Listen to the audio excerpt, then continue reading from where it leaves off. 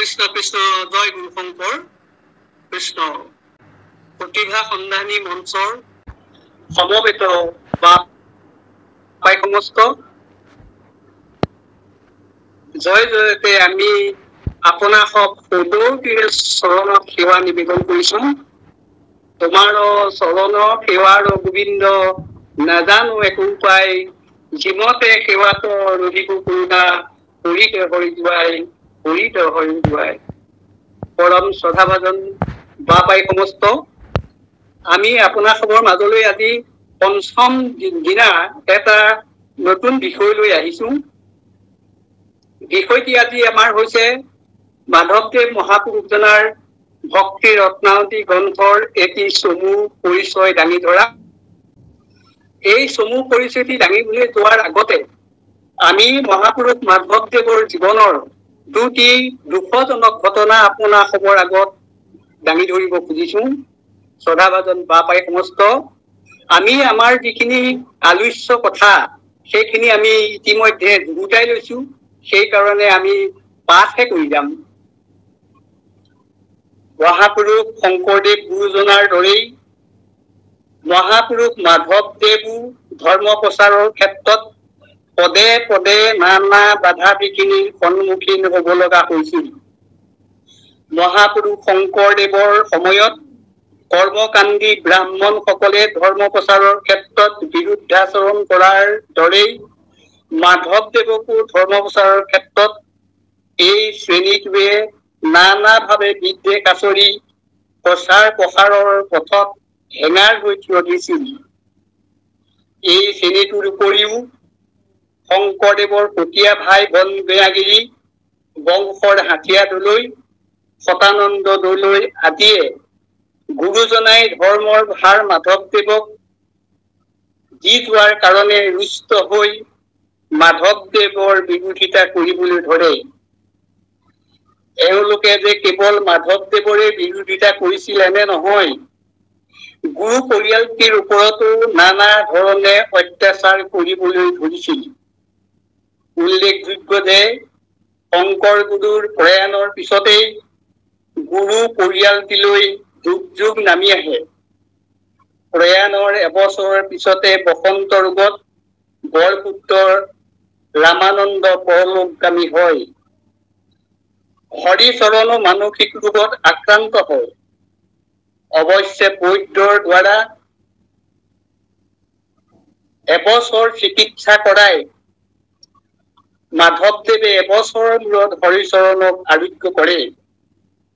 আনহাতে ৰামানন্দৰ পুত্ৰ পুৰুষোত্তম আৰু হৰিচৰণৰ পুত্ৰ চতুৰ্ভুজ দুয়োটি নাবালক। এনে দুৰ্যোগৰ সময়ত পূৰ্বৰ দাস দাসী সকলেও গা এৰা দি আঁতৰি পলাল। এনে পৰিস্থিতিত আই গোসাঁনীয়ে কালিন্দী আই ঘৰ সংসাৰ চম্ভালিব নোৱাৰা হল। তদুপৰি সেই সময়তে যাদৱেন্দ্ৰ বোলা নামৰ এজনে ষড়যন্ত্ৰ কৰি ভকত ভাঙি গুৰু ধৰ্মকে লোপ কৰিবলৈ উঠি কৰি লাগিছিল। গতিকে উপায়হীনা হৈ কালিন্দী আইয়ে পৰিয়ালৰ চোৱা চিতা আৰু গুৰু ধৰ্ম ৰক্ষাৰ্থে নাতি দুটি পঠাই বৰপুত্ৰ জ্ঞান কৰা মাধৱদেৱক গুৰুগৃহলৈ আমন্ত্ৰণ জনালে। কথাগুৰু চৰিত্ৰত এই কথাখিনি এনেদৰে আছে। কালৰ প্ৰমাণে পালতি বহুৱা চলিল, কত উভাতি পলাল, মহা দুখ হল, বুদ্ধি ভৰসাৰো ঠাই নাই, তেহে আয়ে নাতি পুত্ৰে আলচি, নাতি পুত্ৰ দুয়োকো পঠালে বোলে বৰপুত কগৈ, মোৰ বৰপুত্ৰ বাপুৱে দুখৰ কালত বুদ্ধি ভৰসা দি প্ৰতিপাল কৰি থাওকি।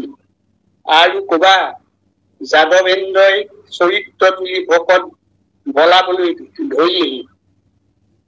হৰিদিহে বহি ধৰ্মলোক কৰিবৰ মন দিছে।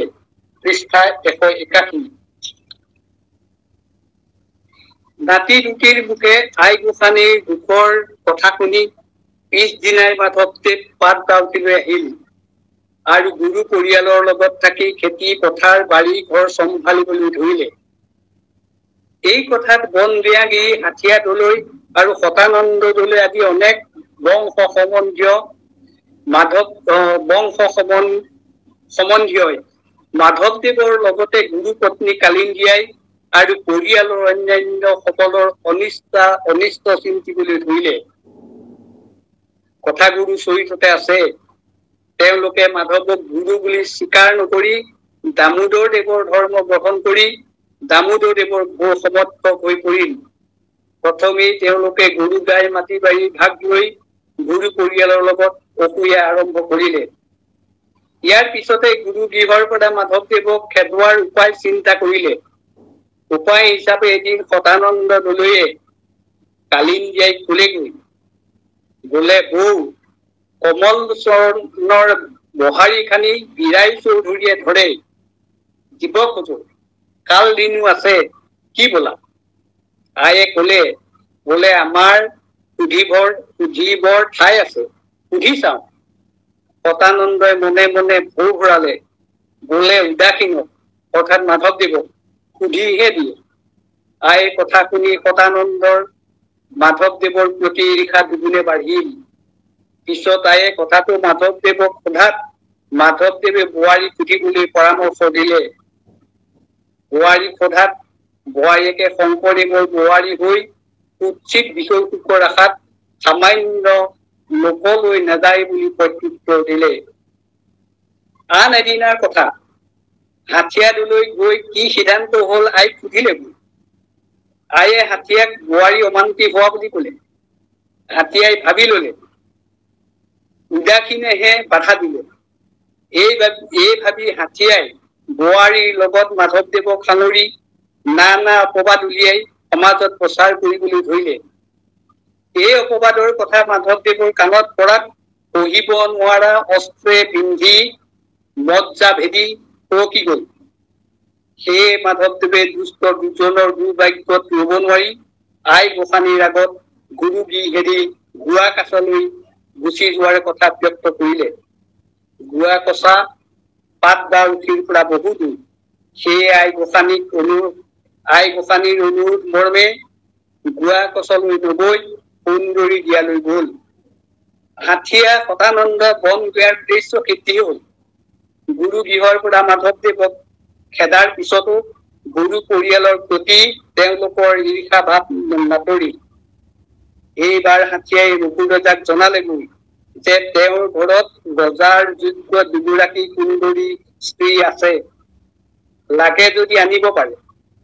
ৰজাই নিবলৈ আজ্ঞা দিয়াত ৰাজ আজ্ঞা লৈ গৈ আই গোসাঁনীক ধৰিলেগৈ।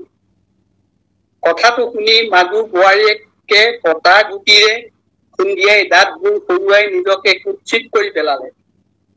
সেই মাধু বোৱাৰীক এৰি ডাঙৰ বোৱাৰীকে ৰজাৰ ওচৰলৈ ধৰি নিলে। পুত্ৰ পুৰুষোত্তমৰ লগতে গল। কথাটো গম পাই ডাঙৰ বোৱাৰীয়েকৰ দদায়েক কৃষ্ণ চৌধুৰীয়ে ভেটি ভাৰ লৈ গৈ ৰাজ মাধুৰ লগত বুজাবুজি কৰি নিজৰ ঘৰলৈ বোৱাৰীক লৈ গল। তাতে ছমাহ থকাৰ পিছত হৰিচৰণে নানা কাকুতি মিনতি কৰি এদিন বোৱাৰীক নিজৰ ঘৰলৈ আনিলে। কোঁৱাৰাম মহন্ত ৰচিত বৰদোৱা গুৰু চৰিততো এই কথাখিনিৰ বৰ্ণনা প্ৰায় একেই। এই চৰিত মতে এঘৰীয়া হৈ থকা ৰাম ৰায় হাথিয়াদলৈ বন গয়াই সকলোৱে মিলি পুৰুষোত্তমক মাতি নি কৈছে, তিনিজনী বাৰীৰ ওপৰত বৰলা নাভক। পুৰুষোত্তমৰ মুখে এই কথা শুনি আই গোসাঁনী লগতে ভকতসকলে বৰ দুখ পাইছিল। পিছত কথাটো মাধৱদেৱৰ কাণত পৰাত আই গোসাঁনীক কৈছে, আই আমাক বিদায় দিয়ক, আমি গুৱা কছালৈকে যাওঁ। গুৱা কছা পাত বা উঠিৰ পৰা বহু নিলগত, গতিকে আয়ে সুন্দৰীলৈকে যাবলৈ পৰামৰ্শ দিলে। পূৰ্বে গুৰুজনাই মাধৱক সুন্দৰীলৈ যোৱাত বাধা দিয়াৰ কথা অৱতাৰণা কৰাত আয়ে কলে, বাৰু আমি বুলিছো, তোমাক সুন্দৰীয়ে মৰিব নোৱাৰে, তুমিহে মৰিব পাৰিবা। আইৰ কথা মতে মাধৱদেৱ গুৱা কছালৈ নগৈ সুন্দৰী দিয়ালৈকে গল আৰু ভাগিন ৰামচৰণীৰ গৃহত থাকিবলৈ ললে। পিছত সুন্দৰীকে নামঘৰ মণিকূট হাতী ঘৰ সজাই নিত্য নৈমিত্তিক শ্ৰদ্ধা প্ৰসংগ কৰি সুখেৰে থাকিবলৈ ললে। আনফালে সততে গুৰু পৰিয়ালৰ অহিত চিন্তুক বনগয়াগিৰিয়ে আন লোকৰ ৰূপে ৰজাক লগালে যে তেওঁলোকৰ বংশত সুন্দৰী তিৰোতা আছে। এই কথা শুনি ৰজাই দূত পঠাই ৰামানন্দৰ ভাৰ্যাক ধৰাই নিয়ে। পুৰুষোত্তমৰ লগতে যায়। পিছত গোসাঁনীয়ে বোৱাৰী ভায়েকসকলক জনোৱাত তেওঁলোকে গৈ ৰাজমন্ত্ৰীক খাটনি ধৰি শংকৰদেৱৰ বোৱাৰী বুলি কৈ মোকলাই আনে। চৰিতকাৰ ৰামচৰণকৃত চৰিত পুথিত সতীৰ চৰিত পুথিৰ বৰ্ণনাও একেই।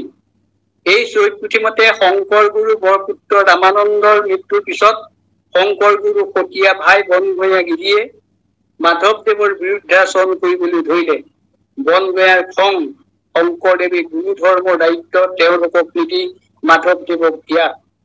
ধৰ্মক দিলন্ত তাক নিদিলে কোৱা শাক ৰামানন্দ লগতে আছিল।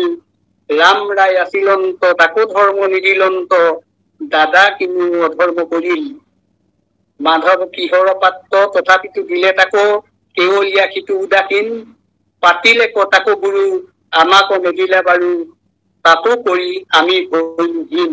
পদ ৩৯৮৭ ক্ষোভিত বনগয়াই গুৰু পৰিয়ালৰ লগতে থকা মাধৱদেৱৰ বোৱাৰী কেইগৰাকীৰ লগত অবৈধ সম্বন্ধ থকা বুলি সমাজত নানা কুৎস ৰচনা কৰি মাধৱক নিন্দা কৰিবলৈ ধৰিলে। এই কথাবোৰ মাধৱদেৱৰ কাণত পৰাত গুৰু গৃহৰ পৰা গৈ সুন্দৰীত থাকিবলৈ লয়। মাধৱদেৱক খেদোৱাতে ক্ষান্ত নাথাকি বনগয়াই গুৰু পৰিয়ালৰ ওচৰত নানাভাৱে নিৰ্যাতন দিবলৈ ধৰিলে। এবাৰ বনগয়াই দেৱানৰ ওচৰত গোচৰ দিলে।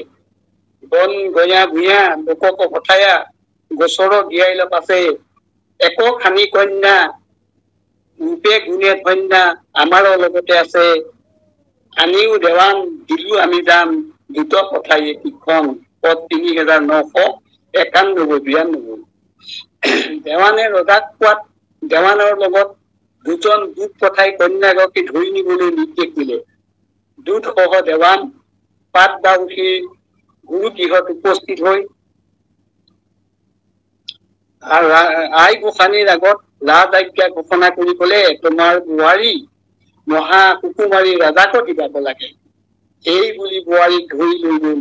অৱশ্যে পিছত শংকৰদেৱৰ বোৱাৰী বুলি গম পাই এৰি দিয়ে। এইদৰে হাতিয়া বনগয়া প্ৰভৃতি দুহীসকলে গুৰু পৰিয়ালৰ ভূ আচৰণ কৰাৰ লগতে ধৰ্ম প্ৰচাৰৰ ক্ষেত্ৰত মাধৱদেৱকো নানা প্ৰকাৰে বাধা দিবলৈ ধৰিলে। আনহে নালাগে শাস্ত্ৰ ৰচনাৰ ক্ষেত্ৰতো এইসকলে প্ৰতিবন্ধক হৈ থিয় দিছিল। কথাগুৰু চৰিতত উল্লেখ আছে যে মাধৱদেৱ মহাপুৰুষে শংকৰ গুৰুৰ আজ্ঞা পালন কৰি বিষ্ণুপুৰী সন্যাসী ৰচিত ৰত্নাৱলীৰ অনুবাদৰ কাম আৰম্ভ কৰি ইতিমধ্যে ৩টা বিৰচনৰ অনুবাদ শেষ কৰিছে। এনেতে এদিন হাতিয়া দলে মাধৱদেৱক শাস্ত্ৰ ৰচনা কৰা দেখি তাচ্ছিল্য কৰি কলে, তুমিও শাস্ত্ৰ কৰিব ধৰিলা মোৰ শংকৰদেৱক দেখি। তাৰাৰ গ্ৰন্থ অনেকে আগৰকৈ চাব পঢ়িব, তোমাৰ পুথি চাব গাব কোনে। এইদৰে তাচ্ছিল্য কৰাত মাধৱদেৱে মনত দুখ পালে আৰু পিছৰ বিৰচন সমূহৰ অনুবাদ চমু কৰি পেলালে। এনেকৈ বুইলতে ক্ষতৰ কষ্ট পাই মনে চুটকৈ ৬, ৭, ১২, ১৬, ২০, ২৫, ৪০ দুটাই নিলে বিৰোচন। ১৮৩ কথাগুৰু চৰিত পৃষ্ঠা। এই কথাটো আমি এই কাৰণে কৰিছো যে শেষৰ যিটো ঘটনা, এই ঘটনাটো আমাৰ ভক্তি ৰত্নাৱলী ৰচনাৰ ক্ষেত্ৰত মানে প্ৰযোজ্য। এতিয়া আমি ইমানতে এইখিনি কথা সামৰিলো। আমি আমাৰ আলোচ্য গ্ৰন্থখনলৈ আমি এতিয়া আগবাঢ়িছো। শ্ৰদ্ধাভাজন বা পাই সমস্ত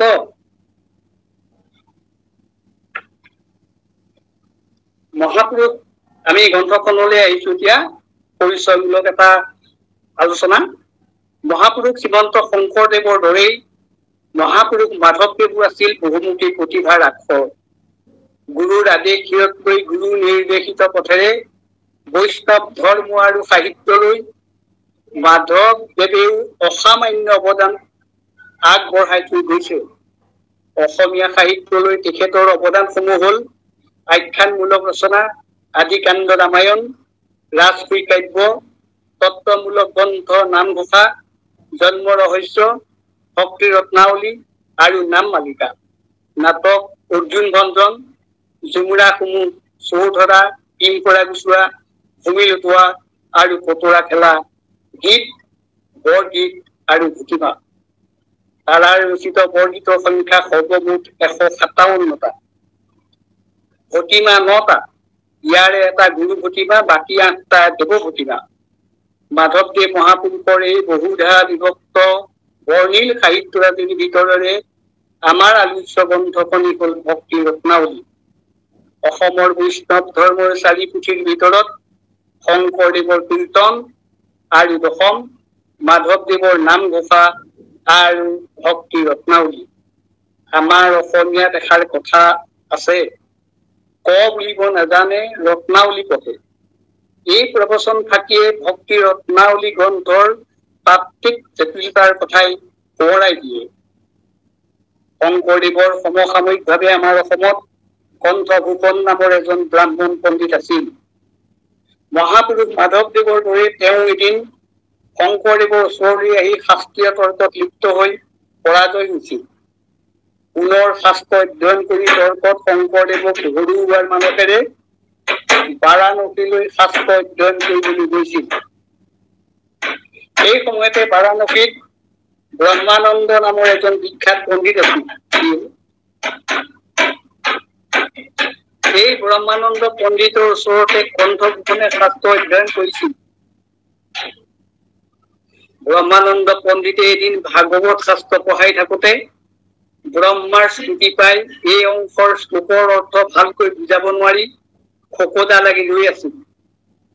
গুৰুৰ এনে অৱস্থা দেখি কণ্ঠভূষণে সেই সময়তে শংকৰদেৱৰ উচিত এই পদ মাতিলে, অনেক বিভূতি কৃষ্ণৰ মূৰ্তি দেখিয়া বিস্মৃতি ব্ৰহ্মা ভৈল ভীতি, যেন মৃত ব্লত পৰিল হংসত, নাহি আৰতত চেতনা গাৱত, ব্ৰহ্মাও মদন্ত দেখি ভগৱন্ত, ৰূপ থাকিলন্ত বিনাই জিলন্ত, হংস জান এৰি চৰণত পৰি, নানা স্তুতি কৰি দিছে বুজাৰি। কণ্ঠভূষণে মতা শংকৰদেৱৰ পদ শুনি ব্ৰহ্মানন্দ পণ্ডিতে শ্লোকৰ অৰ্থ বুজি পালে। তেতিয়া ব্ৰহ্মানন্দ পণ্ডিতে কণ্ঠভূষণক এই পদ কাৰ ৰচনা সুধিলে। উত্তৰত কণ্ঠভূষণে কলে যে দত্ত দৱা নামে ঠাইত শংকৰ নামেৰে এজনে জন্মগ্ৰহণ কৰি আগম নিগম তন্ত্ৰ আদি শাস্ত্ৰত পাৰ্গত হৈ এক শৰণ হৰিনাম ধৰ্ম প্ৰচাৰ কৰিছে। এই পদ তেওঁৰে ৰচনা। সেইজন শংকৰৰ লগতে শাস্ত্ৰবাদত তেওঁ যে হাৰিছিল সেই কথাও কলে। লগতে কলে যে শংকৰক শাস্ত্ৰীয় তৰ্কত হৰুৱাৰ মানস কৰিয়েই তেওঁৰ ওচৰত শাস্ত্ৰ অধ্যয়ন কৰিবলৈ তেওঁ বাৰাণসীলৈ আহিছে। কণ্ঠভূষণৰ মুখত শংকৰৰ নাম শুনি ব্ৰহ্মানন্দ পণ্ডিতৰ তেওঁৰ গুৰু বিষ্ণুপুৰী সন্যাসীলৈ মনত পৰি গল। পূৰ্বে বিষ্ণুপুৰী সন্যাসীয়ে 12 স্কন্ধ ভাগৱতৰ ভক্তিপৰ শ্লোকসমূহ বাচি ৰত্নাৱলী নাম দি পুথি এখন ৰচনা কৰিছিল। এদিন সেই ৰত্নাৱলী পুথিখন পেৰা এটাৰ ভিতৰত থৈ বিষ্ণুপুৰীয়ে শিষ্য ব্ৰহ্মানন্দক কৈছিল, বকাৰ আদি স্থানত সকাৰ আদি নামেৰে ক্ষুদ্ৰ কুলত হৰিৰ অংশাৱতাৰ এজন মহাপুৰুষৰ আবিৰ্ভাৱ হব।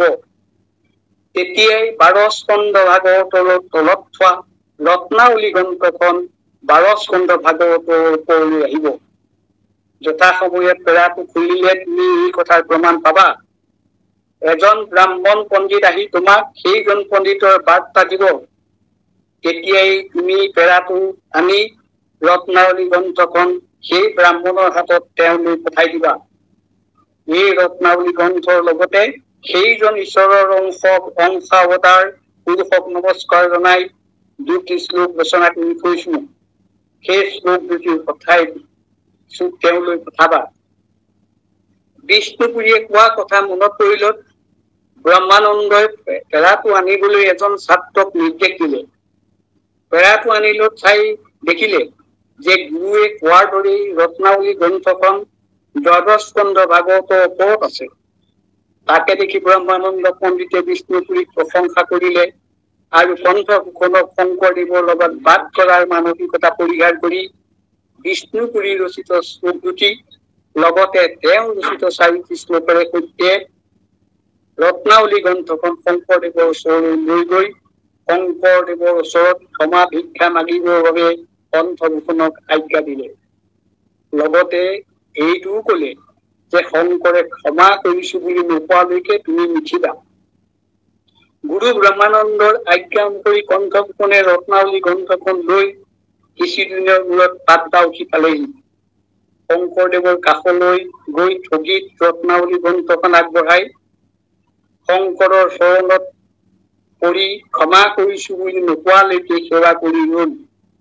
শংকৰদেৱে ক্ষমা কৰিছো বুলি কোৱাতহে উঠি আসন গ্ৰহণ কৰিলে। আগমনৰ উদ্দেশ্য সোধাত কণ্ঠভূষণে সকলো কথা আদ্যোপান্ত বিৱৰি কৈ ৰত্নাৱলী গ্ৰন্থখন শংকৰদেৱলৈ আগবঢ়াই দিলে। ৰত্নাৱলী গ্ৰন্থখন পাই শংকৰদেৱ অতিশয় আনন্দিত হল আৰু বিষ্ণুপুৰী সন্যাসী মোৰ সংগী বুলি কৈ ৰত্নাৱলীৰ পদ কৰিবৰ নিমিত্তে পাত মহি পতাবলৈ আজ্ঞা দিলে। পদ কৰিবলৈ লৈ দুটিমান পদ কৰিছে মাথোন। তেনেতে তেওঁ ভক্তি প্ৰেমত ইমানেই লিপ্ত হল যে তেওঁৰ হাতৰ কাপ কৰি পৰিল। তাকে দেখি শংকৰদেৱে বৰহাগু মাধৱদেৱকে ৰত্নাৱলীৰ পদ কৰিবলৈ দায়িত্ব দিলে। মাধৱদেৱেও গুৰুৰ সেই দায়িত্ব শিৰত লৈ বিষ্ণুপুৰী সন্যাসীৰ ৰত্নাৱলী গ্ৰন্থৰ পদ ৰচনা কৰিলে।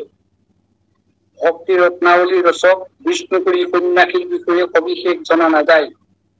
কথাগুৰু চৰিতৰ মতে বিষ্ণুপুৰী এজন সন্যাসী আৰু পণ্ডিত গুৰু। বিষ্ণুপুৰী ৰচিত ভক্তি ৰত্নাৱলীৰ প্ৰতিটো বিৰোচনৰ শেষত পণ্ডিতজনে শ্ৰীমৎ পুৰুষোত্তম চৰণাবৃন্দ মকৰন্দ বিন্দু পল্লসৎ বিবেকং তৈলভুক্ত পৰম হংস বুলি পৰিচয় দাঙি ধৰিছে। এই পদৰ পৰা ইয়াকে জনা যায় যে তেওঁৰ গুৰুৰ নাম পুৰুষোত্তম। মিথিলা প্ৰদেশৰ তিৰহুত নামৰ ঠাইখিনিয়ে তেওঁৰ জন্মভূমি। পুথিখনৰ আন 3টি শ্লোকত পুথিখনৰ ৰচনাকাল উল্লেখ কৰা হৈছে। সেইমতে 1555 শকৰ ফাগুনৰ শুক্লা দ্বিতীয়া তিথিত পুথিখনৰ ৰচনা সম্পূৰ্ণ কৰা হৈছিল। এই শ্লোকতে উল্লেখ আছে যে বাৰাণসীৰ হৰি মন্দিৰত বিশ্বনাথৰ সান্নিধ্যত কান্তিমালা টীকাসহ পুথিখন ৰচনা কৰা হৈছিল। শংকৰদেৱৰ মহাপ্ৰয়াণৰ পিছত কালিন্দীয়াই বচন অনুসৰি মাধৱদেৱ কুন্দৰীদিয়াত থাকিবলৈ লয়। তাতে গুৰুৰ আদেশ মানি বিষ্ণুপুৰী সন্যাসীকৃত ভক্তি ৰত্নাৱলীৰ শ্লোক ভাঙি পদ কৰিবলৈ ললে। পুথিখনত মাধৱদেৱে বিষ্ণুপুৰী লগতে ৰত্নাৱলীৰ মহত্ব বৰ্ণনা কৰি কৈছে। জানি শুনা আনদত তেজীয়া সাঁতুৰি আছিল অন্ত সন্যাসী নামত বিষ্ণুপুৰী পৰম মহন্ত মহাজন মাদেশাৰ তেন্তে কৰিলন্ত ভাগৱত সাৰোদ্ধাৰ ভক্তি ৰত্নাৱলী নামে নাহি পতন্তৰ পৰম অমূল্য ৰত্ন ভকত জনৰ। ভক্ত সময়ে মাধৱক কৰিয়া কেৱলী বিৰচিল বিষ্ণুপুৰী ভক্তি ৰত্নাৱলী নিখিল বেদৰ সাৰ মহাভাগৱত সদা ভক্তি প্ৰদাৰ কুল মহৎ। এতেকেহে সমস্ত বেদত শ্ৰেষ্ঠতৰ পৰম গোপনী সমস্ত শাস্ত্ৰ। বিষ্ণুপুৰী সন্যাসীয়ে ভাগৱত পুৰাণৰ প্ৰায় 400মান ভক্তি প্ৰকাশক শ্লোক সংগ্ৰহ কৰি বিৰচন নামৰ 13 অধ্যায় পুথিখন সম্পূৰ্ণ কৰিছে। তলত বিৰচনসমূহৰ শ্লোকৰ সংখ্যা উল্লেখ কৰা হল। ভক্তি সামান্য নিৰূপণ বিৰচন শ্লোকৰ সংখ্যা 116। ভক্তি হেতু নিৰূপণ শ্লোকৰ সংখ্যা 64। ভক্তি ভেদ নিৰূপণ শ্লোকৰ সংখ্যা 32। শ্ৰৱণ নিৰূপণ শ্লোকৰ সংখ্যা 45। কীৰ্তন নিৰূপণ শ্লোকৰ সংখ্যা 57। স্মৰণ নিৰূপণ শ্লোকৰ সংখ্যা 26। পদসেৱন নিৰূপণ শ্লোকৰ সংখ্যা 32। অৰ্চন নিৰূপণ শ্লোকৰ সংখ্যা 9। বন্দন নিৰূপণ শ্লোকৰ সংখ্যা 4। দাস্য নিৰূপণ শ্লোকৰ সংখ্যা 4। সখ্য নিৰূপণ শ্লোকৰ সংখ্যা 2। আত্মনিবেদন নিৰূপণ শ্লোকৰ সংখ্যা 2 আৰু শৰণাগতি নিৰূপণ শ্লোকৰ সংখ্যা 10। এই অধ্যায়বিলাকৰ প্ৰথমৰ 3টা বিৰচনত ভক্তিৰ সম্যক ধাৰণা প্ৰচাৰ কৰা হৈছিল। চতুৰ্থ বিৰচনৰ পৰা দ্বাদশ বিৰচনলৈকে নৱবিধ ভক্তি আৰু শেষ ত্ৰয়োদশ বিৰচনত শৰণাগতি বৰ্ণনা কৰা হৈছিল। মাধৱদেৱ মহাপুৰুষেও এই আটাইকেইটা বিৰচনেই 1208টা পদত অনুবাদ সম্পূৰ্ণ কৰিছে। বিৰচনসমূহৰ নামকৰণ আৰু পদৰ সংখ্যা মাধৱদেৱৰ ৰচিত ভক্ত ৰত্নাৱলীৰ বিৰচনসমূহৰ নামকৰণ আৰু পদৰ সংখ্যা এনেধৰণৰ: ভক্তি বিৰচন 294 পদৰ সংখ্যা 294টা, সৎসংগ বিৰচন 152টা, ভক্তি বিশেষণ বিৰচন 90টা, শ্ৰৱণ বিৰচন 147টা, কীৰ্তন বিৰচন 196টা, স্মৰণ বিৰচন 111টা, পদসেৱন বিৰচন 111টা, অৰ্চন বিৰচন 25টা, বন্দন বিৰচন 17টা, দাস্য বিৰচন 17টা, সখ্য বিৰচন 11টা, আত্মনিবেদন বিৰচন 11টা, শৰণ বিৰচন 65টা। দেখা গ'ল মাধৱদেৱৰ ভক্তি ৰত্নাৱলী পুথিত প্ৰথমৰ বিৰচন কেইটাতকৈ পিছৰ বিৰচন কেইটাত পদৰ সংখ্যা কম। ইয়াৰো কাৰণ নথকা নহয়। শ্ৰদ্ধাভাজন বাপ সমস্ত, আমি আগতে কাৰণটো অকমান উল্লেখ কৰিছো। আকৌ কৈছো, চৰিত পুথিত উল্লেখ আছে যে সুন্দৰী দিয়াত ভাগিন ৰামচৰণৰ লগত থকা কালত মাধৱদেৱে গুৰুৰ আজ্ঞা মানি ৰত্নাৱলী পুথি অনুবাদৰ কাম আৰম্ভ কৰিছিল। অনুবাদৰ কাম কৰি থাকোতে এদিন শংকৰদেৱ গুৰুৰ ভাতৃ গুৰু বংশৰ কলংক ভুল হাঠিয়া লৈ আহি মাধৱদেৱক ঠাট্টা কৰি কলে, তুমিও শাস্ত্ৰ কৰিব ধৰিলা শ্ৰী শংকৰক দেখি, তোমাৰ পুথি পঢ়িব চাব কোনে? এনেকৈ কোৱাত খতৰ লাগিল। মাধৱদেৱে অনুবাদৰ কাম চমু কৰিব। চমু হলেও বিষ্ণুপুৰী সন্যাসীৰ মূল ভক্তি ৰত্নাৱলীৰ পৰা অকণো ফালৰি কাটি নহাকৈ মাধৱদেৱে ভক্তি ৰত্নাৱলী গ্ৰন্থত ভক্তিৰ মহিমা আৰু দৃঢ়তা প্ৰকাশ কৰিছে। গতিকে তাৰাৰ সৰ্বাধিক ৰচনাৰ ভিতৰত নামঘোষাৰ দৰে ভক্তি ৰত্নাৱলী গোকুলৰাম ৰচনা কৰা ভক্তি প্ৰকাশক শ্ৰেষ্ঠ গ্ৰন্থ। সেয়েহে তাৰাই ঘোষা ৰত্নাৱলীটিহে মোক পাবা বুলি কৈছিল। লগে লগে সাৰ্থক হৈছিল শংকৰ গুৰুৱে ঘোষা নামে শাস্ত্ৰ খানি তুমিও কৰিবা, ঘোষা ৰত্নাৱলীৰ মাজে তুমি থাকিবা বুলি কোৱা কথাষাৰ। ভক্তি ৰত্নাৱলী গ্ৰন্থ ৰচনাৰ অন্তত যি কণ্ঠভূষণে ভক্তি ৰত্নাৱলী শাস্ত্ৰ অসমৰ বাহিৰৰ পৰা আনি শংকৰদেৱক দিছিল, মাধৱদেৱে ভাঙনিটি নি তেওঁক দেখুৱালত তেওঁ চাই মন্তব্য কৰিলে, পণ্ডিতে মুখ দিব নোৱাৰা বিচক্ষণ হৈছে। মহাপুৰুষ মাধৱদেৱেও বিষ্ণুপুৰী সন্যাসীৰ দৰেই প্ৰথম 3টা বিৰচনত ভক্তিৰ মাহাত্ম্য সম্যকভাৱে বৰ্ণনা কৰি চতুৰ্থ বিৰচনৰ পৰা দ্বাদশ বিৰচনলৈকে নৱবিধ ভক্তিৰ মহত্ব আৰু গুৰুত্ব আৰু শেষৰ বিৰচনত শৰণৰ তাৎপৰ্য বৰ্ণনা কৰিছে।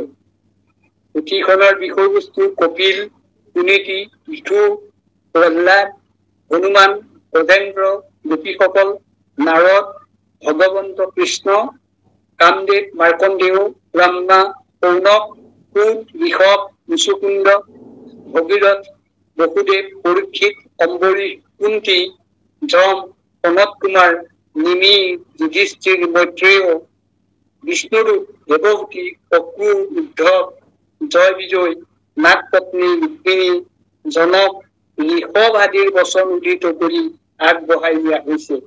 তলত বিৰচনসমূহৰ চমু বৰ্ণনা আমি আগবঢ়ালো। ভক্তি বিৰচন। এই বিৰচনত মাধৱদেৱে ভক্তিৰ মহত্ব, শ্ৰেষ্ঠত্ব আৰু খেদ বৰ্জনৰ কথা কৈছে। একে বাসুদেৱতেহে কৰিব ভকতি, নকৰিব আন একো দেৱতাত ৰতি, ভকতি পন্থত এক দেৱনাৰায়ণ, না আৰু সেইটো সাৱধান কৰি মন, সত্য ৰজতম প্ৰকৃতিৰ 3 গুণে, ধৰা 3 মূৰ্তি একে পুৰুষ আপোনে, ৰজোগুণে ব্ৰহ্মা হুয়া স্ৰবে চৰাচৰ, সপ্তগুণে বিষ্ণুৰূপে পালে নিৰন্তৰ, তমোগুণে ৰুদ্ৰৰূপে সৃষ্টি সংহাৰন্ত, তিনি গুণে তিনি মূৰ্তি একে ভগৱন্ত। তিনি গুণত তিনিজন ভগৱন্ত হলেও আমাৰ কিন্তু একমাত্ৰ ভজনীয় দেৱতা হল বিষ্ণুহে। মাধৱদেৱে এই পদ কেইটাৰ পিছতে আমাক উপদেশ দি কৈছে, যদ্যপি ভজনী হুন্ত তিনি ওচৰ, তথাপিতো বিষ্ণু তেখে সিদ্ধি মনুষ্যৰ। বিষ্ণুৰ বাহিৰে আন সকলো দেৱতা বিষ্ণুৰ অধীন। আন হেনে লাগে এই দেৱতাসকলে আনক বাদেই নিজকো ৰক্ষা কৰিব নোৱাৰে। তেনে ক্ষেত্ৰত এই দেৱতাসকলক যিসকলে পূজা অৰ্চনা কৰে, সেই সকলক কেনেকৈ ৰক্ষা কৰিব? মাধৱদেৱে এই কথা ব্যক্ত কৰি কৈছে, হৰি বিনে আচন্ত যতে কোৱা নদীৰ, আপোনাকো ৰাখিবাক সমন বিশেষ, নাহি আপোনাৰো পুৰি কাল ভয়তে, তাৰা সবে আনক ৰাখিব কেনেমতে, কেৱল নিৰ্ভয় এক ঈশ্বৰ মুৰাৰী, কাল মায়া আদি সমস্তৰে অধিকাৰী। মাধৱদেৱ মহাপুৰুষে মুক্তিতকৈও ভক্তিত শ্ৰেষ্ঠত্ব আৰোপ কৰিছে। মুকুতিত কৰি ভকতি গৰিষ্ঠ, এতেকে জানা সৰ্বথা। এই বিৰচনত মাধৱদেৱে কৈছে, এতেকে ভকতি শ্ৰেষ্ঠ মুকুতিত কৰি, নাহি আন সুখ আৰু ভকতিত কৰি, কহিলহু ভকতিৰ উত্তম লক্ষণ, মুকুতিৰ অৰ্থে ভিন্ন নালাগে যতন, মিলিবে মুকুতি ভকতিৰ প্ৰসাদত, লিংগ দেহ দেখিবে অজ্ঞান প্ৰথমত। দেৱ দ্বিজ ঋষি তপ তপযজ্ঞ দান, যত শৌচাচাৰ তীৰ্থ ব্ৰত মহাজ্ঞান, ইটো সবে বিড়ম্বন জান নিষ্ঠ কৰি, কেৱল ভক্তিত মাত্ৰ পুষ্ট হয়ে হৰি। গুৰু নিৰ্বাচন সম্পৰ্কতো আমাক সাৱধান বাণী শুনাই এই বিৰচনত মহাপুৰুষে কৈছে, আপুনি বিষয় উপগুৰু মানে, তাৰো উপদেশে সিটো বিষ্ণুক নজানেই, যেন অন্ধ নাক অন্ধে পন্থ উপদেশে, পৰিবেশ দুয়োয়া বৰ্তত অৱশ্যে। এই বিৰচনতে ভাগৱত ধৰ্মৰ সংজ্ঞাদি কোৱা হৈছে। তপ তপ যজ্ঞ দান যত সদাচাৰ, ধন জন গৃহ পুত্ৰ ভাৰ্যা আপোনাৰ, সমস্তকে শুদ্ধ ভাৱে অৰ্পিত কৃষ্ণত, ইহাক বোলয় মহা ধৰ্ম ভাগৱত। পদ 184। ভগৱন্ত কৃষ্ণই উদ্ধৱৰ আগত ভক্তিৰ আশ্চৰ্য মহিমাৰ কথাও ব্যক্ত কৰি কৈছে, নকৰয় বৈশ্যমুক কৰ্ম যোগ জ্ঞানে, তপ যোগ বেদ মন্ত্ৰ জাপ্য তীৰ্থস্থানে, কেৱল ভক্তিকে মোক বৈশ্য কৰে নৰে, নাহিকে উত্তম পন্থ ভকতিত কৰে। ইয়াৰ পিছত আহিল সৎসংগ বিৰোচন। দ্বিতীয় বিৰোচন হল সৎসংগ বিৰোচন। এই বিৰোচনত সাধু সংগৰ মহত্ব প্ৰকাশ কৰি কোৱা হৈছে, স্বৰ্গাদিকো কৰি শ্ৰেষ্ঠ সাধুৰ সংগতি। আৰু কোৱা হৈছে, সন্তৰ হিয়াত হৰি সদা প্ৰৱৰ্তন্ত, এতেকে গংগাত কৰি গৰিষ্ঠ মহন্ত। গতিকে অসাধুৰ দুসংগ পৰিত্যাগ কৰি সাধুৰ সংগ অনুসৰণ কৰিব লাগে। বিদুৰৰ বচন উদ্ধৃত কৰি তেৰাই কৈছে, অসাধুৰ সংগম সুদীৰ্ঘ পাশ ধৰি, বান্ধয় যুৱক অতি জলপুৰ কৰি, এতেকে সেই জ্ঞানীগণে কৰিয়া বিচাৰ, এৰিয়া দুসংগ সাধু সংগ পৰীক্ষাৰ। এই বিৰচনতে মাধৱদেৱে ভগৱানতকৈ ভকত শ্ৰেষ্ঠ সেই কথাও কৈছে। তাৰাই দুৰ্বাসাৰ আগত ভগৱান কৃষ্ণই নিজেই কোৱা কথা উদ্ধৃত কৰি কৈছে, কহিবোৰ বিস্তৰ কিবা তোমাৰো আগত, মোহৰ হৃদয় নিষ্ঠে জানিবা ভকত, ভকতৰো হৃদয় মই শেষাৰে সাৰ, মত কৰে অনুমাত্ৰ নজানন্ত আৰ, মই ভকতত্ব কৰে নজানো আন, কৰ ৰাত্ৰি দিনে মাত্ৰ সংবেশ ধ্যান। দুৰ্বাসাৰ আগত বদন্তি দামোদৰ, শুনিও দুৰ্বাসা মই নহো স্বতন্তৰ, হওঁ মই ঈশ্বৰ সমস্ত জগতৰ, তথাপি অধীন ভৈলো বৈষ্ণৱজনৰ। ইয়াৰ পিছত ভক্তি বিশেষণ বিবেচন। এই বিৰচনত মাধৱদেৱ প্ৰহ্লাদৰ বচন উদ্ধৃত কৰি নৱবিধ ভক্তিৰ বিৱৰণ দাঙি ধৰিছিল। বহুবিধ মাধৱৰ ভকতি আশ্ৰয়, তাহাতে প্ৰধান নৱবিধ আতি হয়। প্ৰথমত তাকে মই দেখাই যাব প্ৰতি কহো প্ৰহ্লাদৰ যেন বচন সম্প্ৰতি, শ্ৰৱণ কীৰ্তন পদ কীৰ্তন স্মৰণ, অৰ্চন বন্দন দাস্য দেহ নিবেদন, সখিত্ব সহিতে নৱবিধ ইমান। এই নৱবিধ ভক্তিৰ ভিতৰত শ্ৰৱণ কীৰ্তনক ভক্তি ৰত্নাৱলী গ্ৰন্থক মাধৱদেৱে শ্ৰেষ্ঠ স্থান দিছে। শুকমুনিৰ বচন উদ্ধৃত কৰি মাধৱদেৱে কৈছে, শুকমুনি বুৰন্ত শুনি মুনি প্ৰবৰ, দুখ এৰাই মূৰ্খ সুখ চাহে যিটো নৰ, কায় ভক্য মনে ভগৱন্তক স্মৰূপ, শ্ৰৱণ কীৰ্তন তান সততে কৰূপ, এতেকে পৰম সুখে পাইকে মুকুতি, ধানমতে নাহি মুখ্য পঢ়িলো যুগুতি। এই গ্ৰন্থৰ তৃতীয় বিৰচনলৈকে মাধৱদেৱে এই সমূহ বিষয় আলোচনা কৰি চতুৰ্থ বিৰচনৰ পৰা নৱবিধ ভক্তিৰ কথা বিশদভাৱে আলোচনা কৰিছে। এই নৱবিধ ভক্তি হল শ্ৰৱণ কীৰ্তন পদ কীৰ্তন স্মৰণ অৰ্চন বন্দন দাস্য সক্ষৰ আত্মনিবেদন। আমি এই প্ৰত্যেক বিধৰে চমু পৰিচয় দিবলৈ যত্ন কৰিছো। শ্ৰৱণ বিৰচন, এই বিৰচনত শ্ৰৱণৰ গুৰুত্ব আৰু মাহাত্ম্য প্ৰকাশ কৰা হৈছে।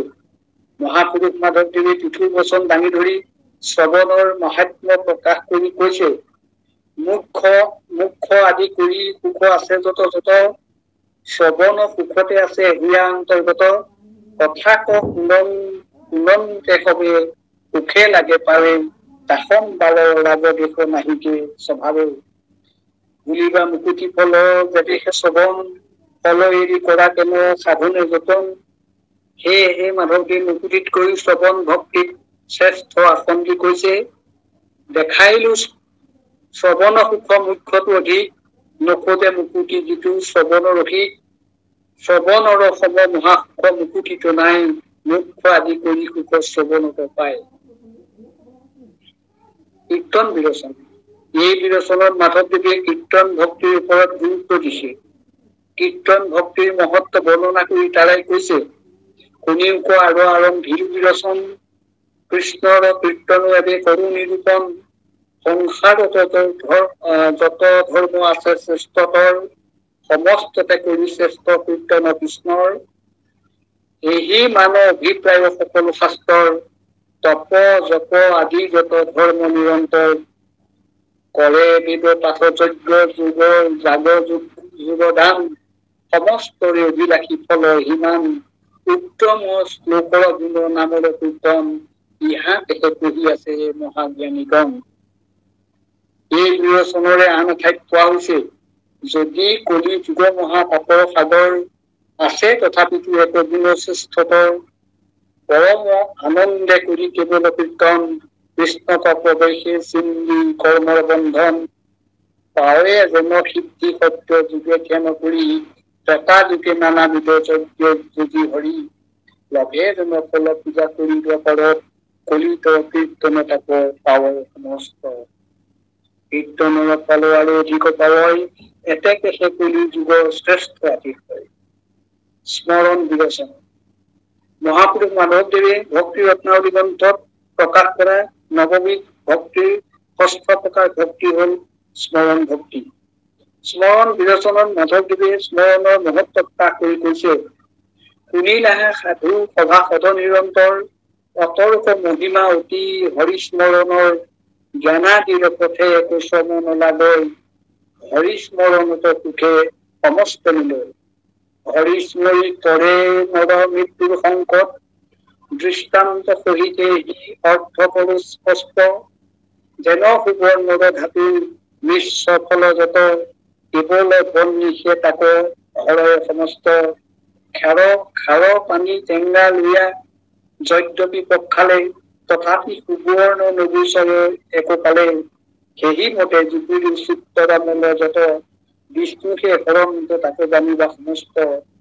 শেষত মহাপুৰুষ মাধৱদেৱে সিদ্ধান্ত দি কৈছে, জাতি অন্ত জাতি জ্ঞানী অজ্ঞানীসকল, যেই সেই মতে স্মৰি পাৱে সমফল, জানিয়া হৰিকতুমৰি সৰ্বখন মায়াময় বিষয়তে পদ কেৱল বিৰচন ভগৱান বিষ্ণুৰ পদ সেৱা ভক্তিৰ অন্যতম পন্থা। এই বিৰচনত মাধৱদেৱে ব্ৰহ্মা, উদ্ধৱ, সনত কুমাৰ, মুচিকুণ্ড, দৈৱকী, মহেশ, যম, নাৰদ আদিৰ বক্তব্য উদ্ধৃত কৰি এই ভক্তিৰ সম্যক পৰিচয় দাঙি ধৰিছে। উদ্ধৱৰ বক্তব্য দাঙি ধৰি মাধৱদেৱে উদ্ধৱে কৃষ্ণ কোৱা কথাখিনি উল্লেখ কৰিছে। বলন্দ কৃষ্ণ প্ৰভু তুমিও প্ৰত্যেক তজু পদ সেৱা বিনে উপায় যতে দুখ মাত্ৰ জানি তাকো কৰি পৰিহাৰ মহাজন সদে সাগৰ কৰিয়া বিচাৰ তোমাৰ চৰণ পদ্ম মহাশ্ৰেষ্ঠতৰ সমস্ত আনন্দ পূৰ্ণ কৰে ভকতৰ। মহেশৰ বচন উদ্ধৃত কৰি কৈছে পুনৰ হে কৃষ্ণ তুজু পদ পংকজ যুগল এৰিবেকো আনৰ কোন পণ্ডিত সকল তোমাৰ চৰণ যিটো কৰে অনাদৰ ব্যৰ্থে হয় ভয়ে দে সিটো সময়। প্ৰহ্লাদৰ কথাৰ উদ্ধৃতি ব্ৰাহ্মণৰ 12টা গুণৰ কথা উল্লেখ কৰা হৈছে। ব্ৰাহ্মণৰ গাত যদি এই 12টা গুণ নাথাকে তেওঁ চণ্ডালতকৈ হীন।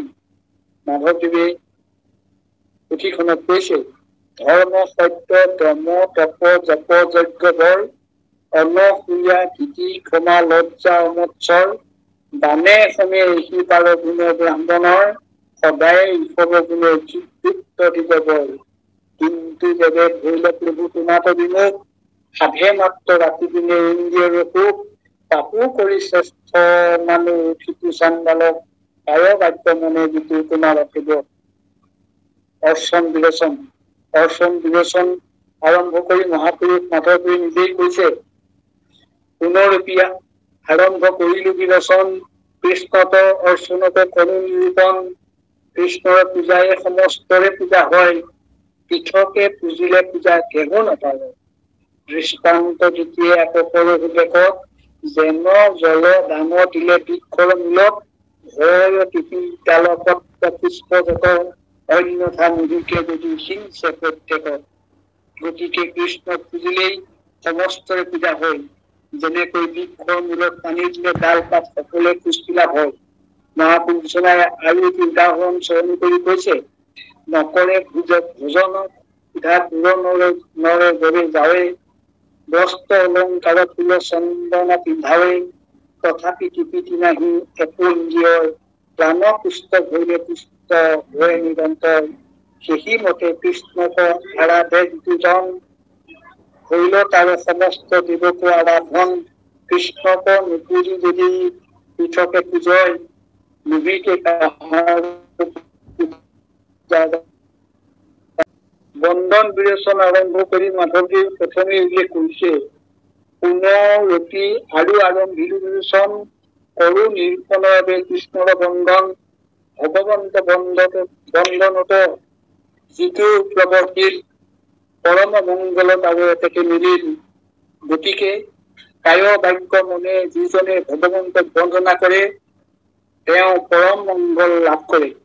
ব্ৰহ্মাৰ বচন উল্লেখ কৰি মহাপুৰুষজনাই বন্দনাৰ স্থান নিৰূপণ কৰি কৈছে হেন জানি সৰ্বজনে তেতিয়া লাভ সদায় কৰিবোৰ নমস্কাৰ মাধৱ কৃষ্ণক দিবাৰ সবে বস্তু সিমান দেখাও নমস্কাৰ কৰিবাৰ স্নান স্থান জল বায়ু বহ্নি নদী নক্ষত্ৰ আকাশ বৃক্ষ নদী সমুদ্ৰ প্ৰশস্ত বিকপাশ আছে আনুসংসাৰত বস্তু যত যত কৃষ্ণক দেখিব মাত্ৰ মনে সমস্তত।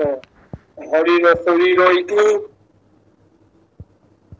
হেম বুদ্ধি কৰি সবাহংকে নমস্কাৰ কৰিব সাধুৰী। দাস্য বিৰোচন মহাপুৰুষ মাধৱদেৱে দাস্য ভক্তিৰ শ্ৰেষ্ঠ প্ৰকাশক। দাস্য ভাৱ তেৰাৰ জীৱনৰ সৰ্ব। মহাপুৰুষ শংকৰদেৱৰ দৰেই মাধৱদেৱে কৃষ্ণৰ কিংকৰ কৃষ্ণৰ দাস আদি ভাৱ বন্দনা কৰি দাস্য ভক্তিৰ চূড়ান্ত নিদৰ্শন দাঙি ধৰিছে।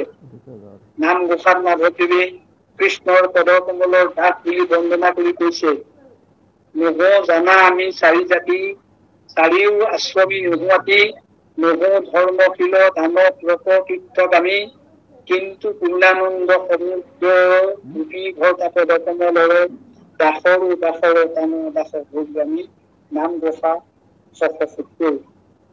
ভক্তি ৰত্নাৱলীৰ দাস্য বিৰচনতো দাস্য ভক্তিৰ মহত্ব প্ৰকাশ কৰি কৈছে, দাস মাত্ৰে কৃত্য হোৱা সৰ্বত্ৰত কৰিলো নিশ্চয় সৰ্ব শাস্ত্ৰ সন্মত। বিৰচনটিত মাধৱত সমস্ত কৰ্ম অৰ্পণ কৰাই দাস্য ভক্তি বুলি কোৱা হৈছে। মাধৱত সমৰ্পিত সমস্ত কৰ্ম দাস্য ভাৱ ভক্তি আকৌ বুলিও নিশ্চয় কায় বাক্য মনে যত কৰ্ম সমৰ্থয়। সখ্য বিৰচন। সখ্য হৈছে ভক্তিৰ এটি আনন্দদায়ক প্ৰকাশ। বৃন্দাবনৰ গোপ গোপী পশু পক্ষীও কৃষ্ণৰ সৈতে মিত্ৰ ভাৱ আচৰি পৰম পদ লাভ কৰিছিল। গতিকে সখ্য ভাৱ হল মুক্তি লাভৰ সহজ পন্থা। মাধৱদেৱে কৈছে, ভগৱন্ত সুখীৰ মহিমা জনমত আচুক পুহিবে কোনে জানিবে শকত।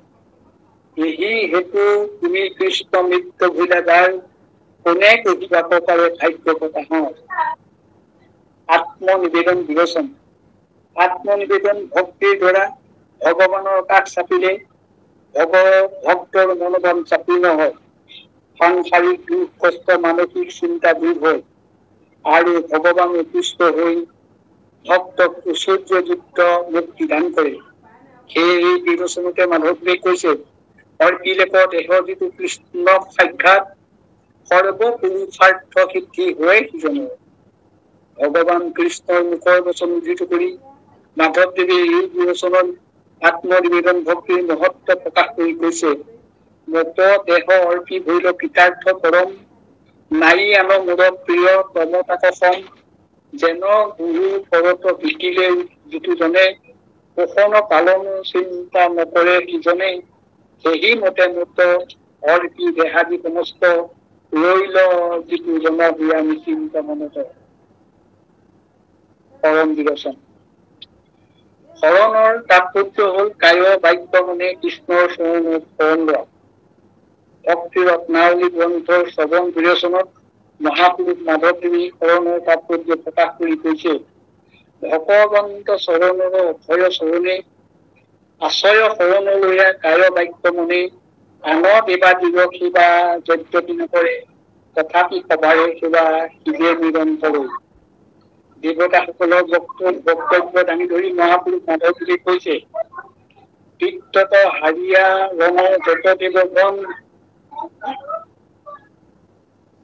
অনন্ত কৃষ্ণক স্তুতি কৰি কঠীয়া শৰণ ৰাগ আদি পুণ্য তুমি পৰম নিৰ্মল নাহি অহংকাৰ বিষয়ৰ কৌতূহল নিজানন্দ লাভে কৰি পুণ্য বিষয় গুণৰ উপাধি কৰি সেৱন কৰয়।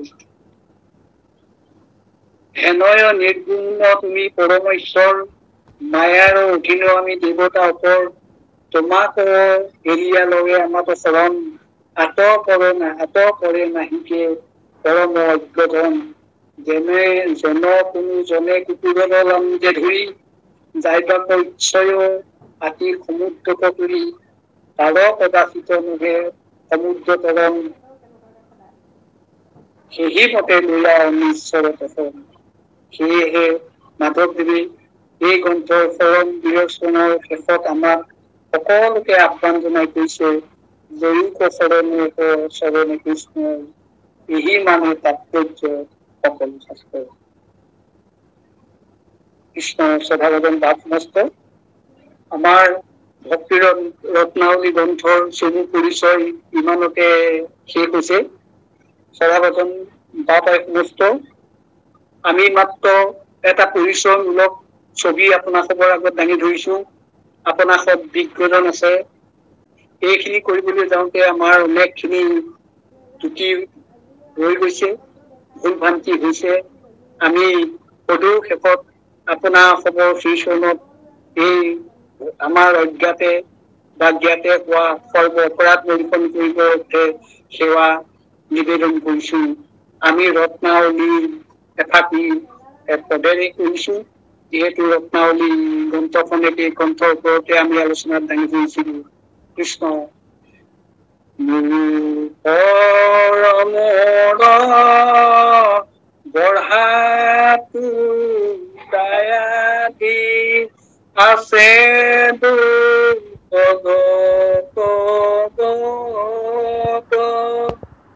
নিজ কৃপা গুণে সন্তোষে আপোনে ক্ষমি